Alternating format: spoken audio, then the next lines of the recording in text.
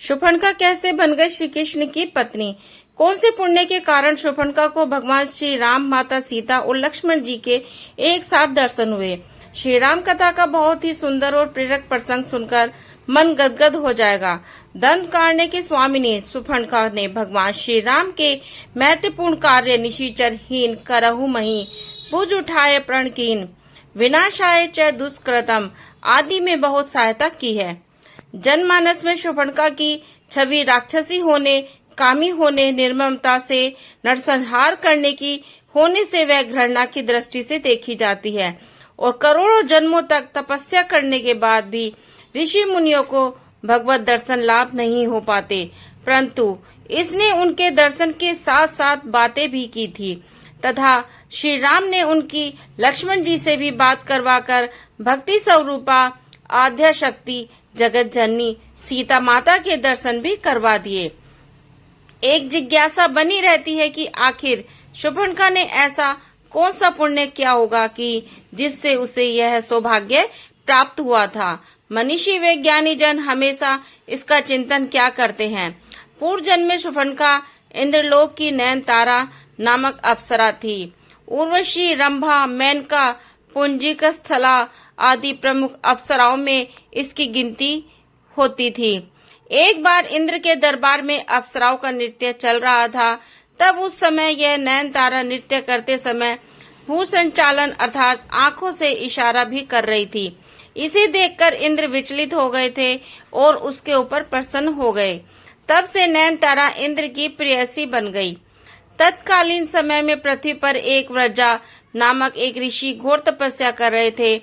तब नयनतारा पर प्रसन्न होने के कारण ऋषि की तपस्या भंग करने हेतु इंद्र ने इसे ही पृथ्वी पर भेजा, परंतु वज्रा ऋषि की तपस्या भंग होने पर उन्होंने इसे राक्षसी होने का श्राप दे दिया था।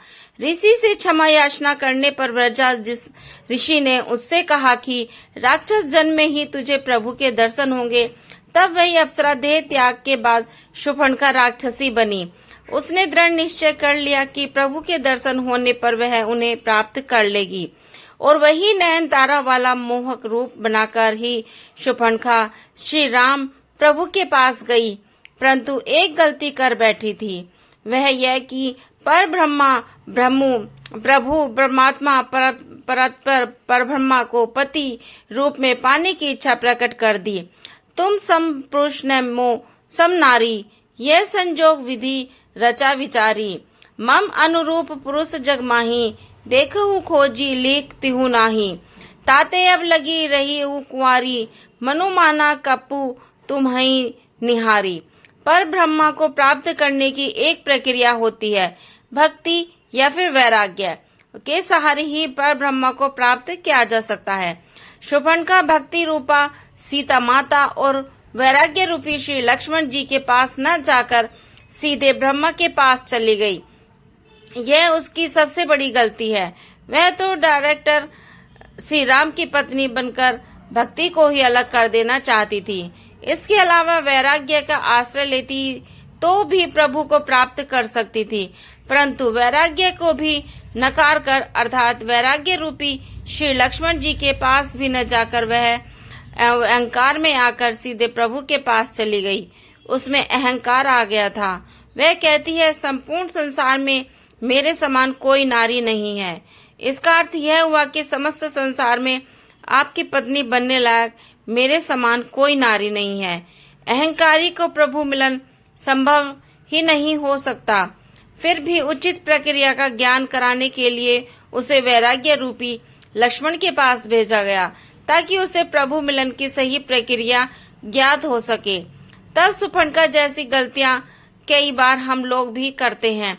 जैसे प्रभु के मंदिर में जाने पर हम लोग जहां अगरबत्ती का खाली पैकेट, नारियल की पोलोथीन, माचिस की तिल्ली, दूध चढ़ाकर दूध का खाली पाउच मंदिर परिसर में डस्टबिन में न डालकर चाहे जहां फेंक देते हैं और गेट में ही अगरबत्ती लगा देते हैं। नियत स्थान को छोड़कर पैड़ी पर भी दीपक लगा देते हैं या भगवान के पैर के पास या शिव जी की जलाधारी के ऊपर ही दीपक रख आते हैं आदि आदि।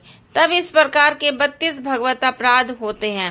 मंदिरों में जाकर इन अपराधों में से एक भी अपराध यदि कोई करता है तो उस पर भगवान की कृपा तो नहीं होती, अपितु वह ईश्वर का कोपभाजन अवश्य बन जाता है। और वैरागी लक्ष्मण ने सोचा कि राक्षसी को वैराग्य तो आ नहीं सकता, अतः उसे पुनः प्रभु के पास भेज दिया। तब प्रभु ने कहा कि मैं तो भक्ति के वश में हूँ। तब शूर्पणखा भक्ति रूपा सीता माता के पास गई, परंतु वहाँ भी एक भागवत अपराध कर बैठी। उसने सोचा कि प्रभु इस भक्ति के वश में हैं, अतः मैं इस भक्ति को ही क्यों न खा जाऊं, तब भक्ति को ही नष्ट कर दूं। जबकि नियम यह है कि श्रद्धा भक्ति बढ़ाओ, संतन की सेवा। अतः लक्ष्मण जी ने क्रोध में आकर उसके नाक कान काट कर अंग भंग कर दिया।